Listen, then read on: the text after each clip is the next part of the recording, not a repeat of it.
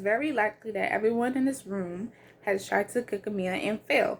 It may have been because you read the instructions incorrectly or you tried to substitute an ingredient. Well, I have been there before, and the one thing I like to say right now is you should never ever give up, no matter what. Hi, my name is Eugenia Wash, and I'm going to show you how to make the Nigerian version of egg rolls. I chose this topic because I want to inform the audience of the procedure of making Nigerian egg rolls. And if you don't know already, I am West African, specifically Nigerian, so I want to share my culture with you guys. There are 3 main steps for this process. 1, gather and assemble your materials, which I did back here. 2, demonstrate the process with step-by-step instructions, which I'm going to do later on. And 3, review your main steps and enjoy your accomplishments. To accomplish the end result, you will need to be organized and prepared, like I am back here. You will need to pay good attention to details like precise measurements and temperature conditions. You will also need to have patience and dedication because baking can take time, or cooking, or frying, it don't matter. You will also need to have cooking and measuring skills, specifically kitchen skills. The materials and objects that you need is a frying pan, a deep one to be specific. You'll need measuring cups and spoons, a mixing bowl, I'll use that one over there, a whisk, and a spatula. The ingredients that you need are sugar, flour, cooking oil of your choice, nutmeg, unsalted or salted butter, it depends. Any milk of your choice. You can either use the 2% reduced fat gallon milk or the evaporated milk.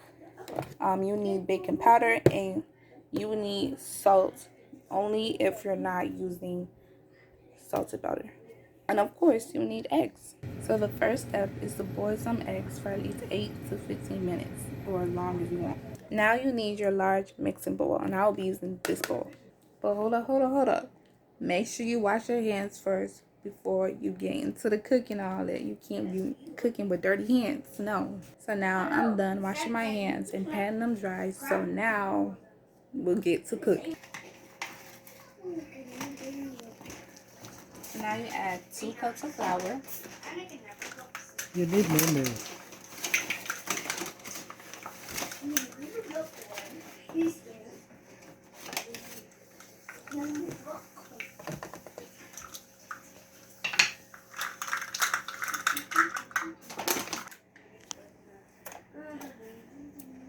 2 tablespoons of sugar.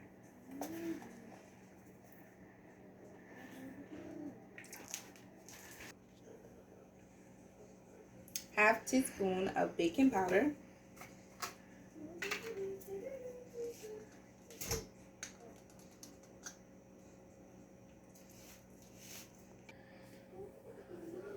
'Next, you use 1/2 teaspoon of salt, but I'm not going to be using salt because I'm using salted butter. But if you're using unsalted butter, then you should go ahead and use 1/2 teaspoon of salt. Oh, that was too much. Okay. Should I show them this first? So, 1/4 of nutmeg, and it's usually hard like this, but we already crushed it together, so I'll just. And now you mix your dry ingredients.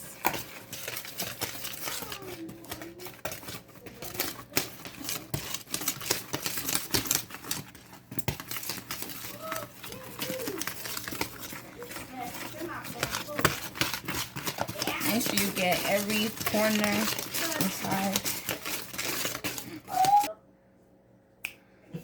Now you crack 1 egg. Make sure you don't get any shells in there. And put it straight.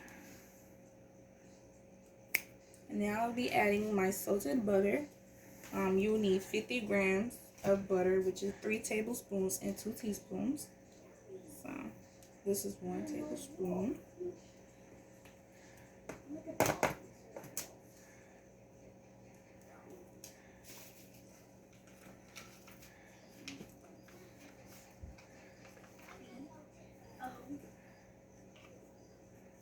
Two tablespoons.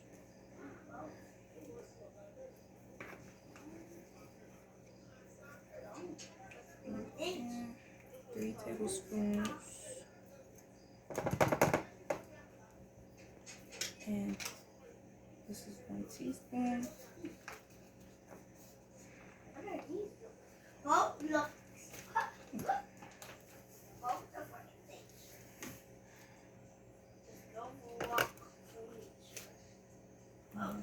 1 teaspoon. And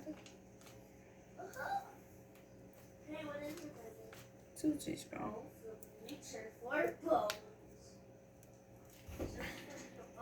Now you use a 1/2 cup of any milk of your choice, but I will be using the evaporated milk because it's much more rich and creamier.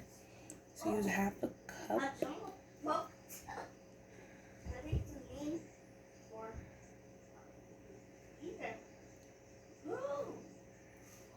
Pour it all around. You mix.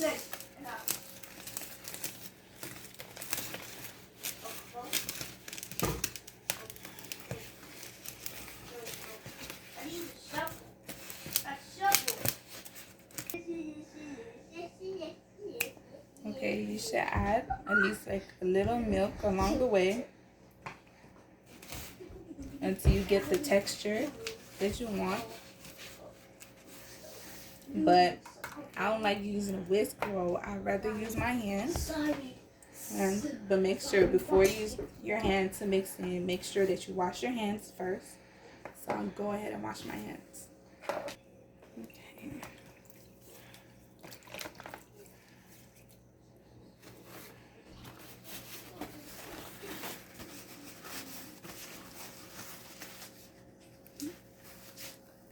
What am I doing now? Hand mixing? No, mix it like this.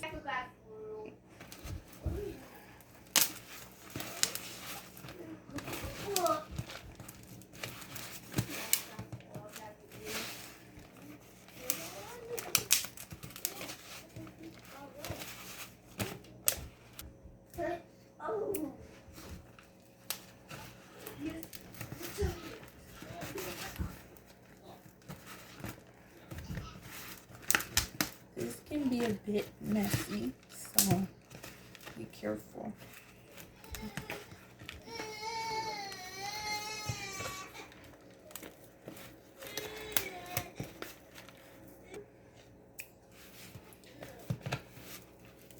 So now I'm gonna put this to rest for 15 minutes and wash my hands.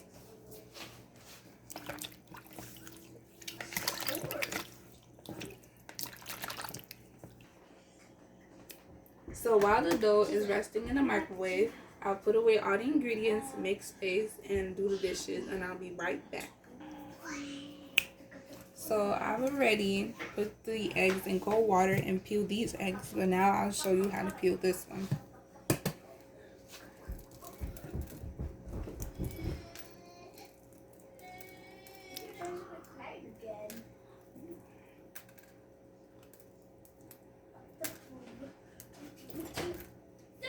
Okay, now after that one.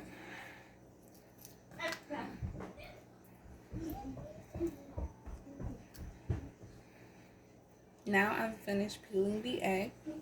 Then you clean up after yourself and put it straight into the garbage. And now you set your timer for 15 minutes for your dough. This in the microwave. And press start.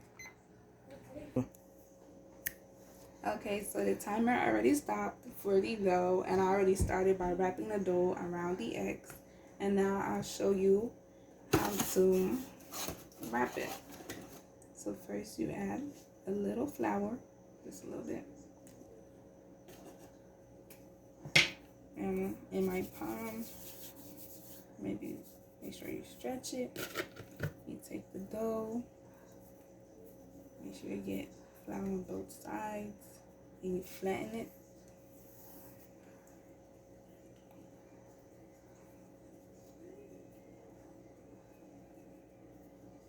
Make sure there's no cracks. Then you take the egg, put it in the middle, You start wrapping it. Don't stretch it too much to the point where it starts cracking.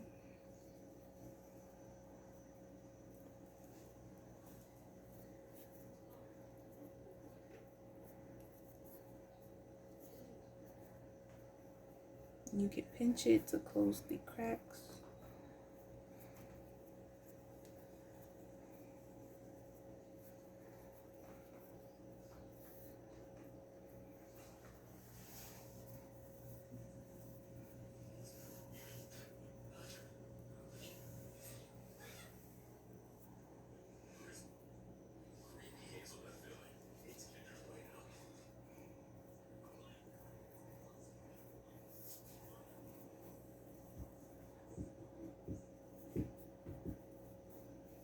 That's how it looks.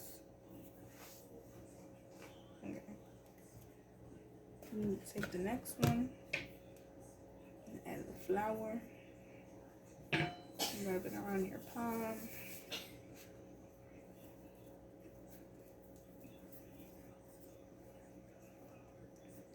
You can flip it.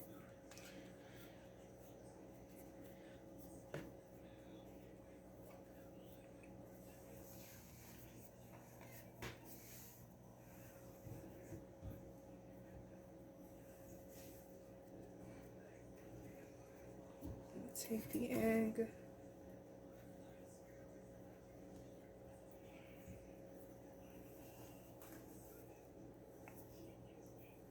And wrap it.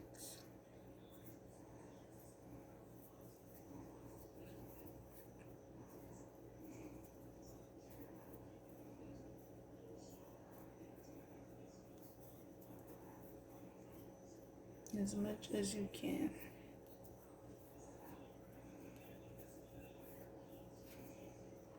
Just like that. And we're done. Now we're gonna clean up. So now you put it on medium heat, and don't mind this, I have little brothers, so. And then you get your oil. You put enough for deep frying. You pour all this oil. Ooh.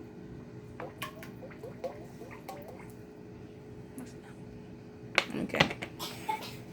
And make sure you're gonna get a plate, and make sure you have paper so you can drain all the oil when you're removing your egg rolls from the pan. Next, you put the skewer in the oil to see if the oil is ready, and if it starts bubbling, that means that the oil is ready. And it's not ready yet. It's just bubbling just a little bit. Now it's bubbling a little bit. I don't know if y'all can see. So now we can go ahead and start putting the egg rolls inside the pan. And one at a time. Be careful.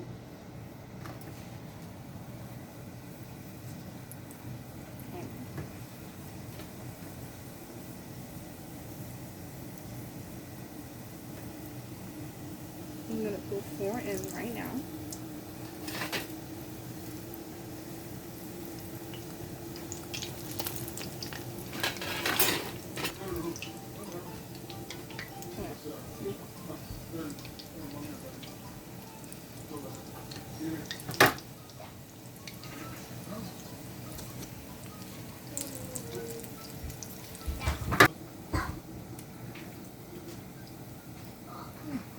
It's not brown yet.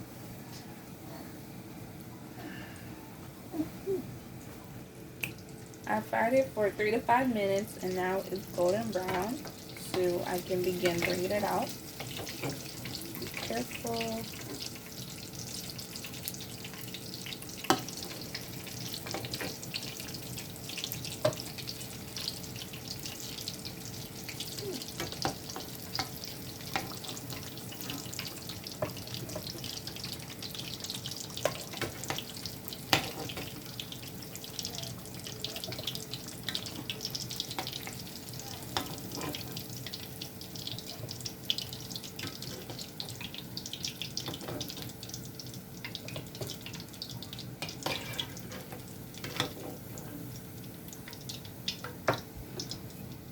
Then you turn off the fire.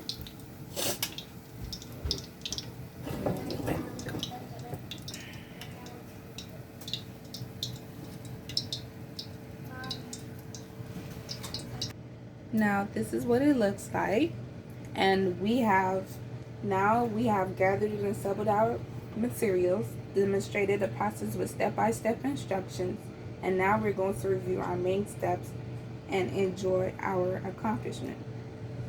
So now we'll cut one open. It's hot since we just, this is how it looks in the middle. That looks good. And then taste test it out.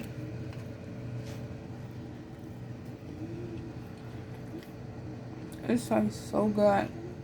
Y'all need to try it.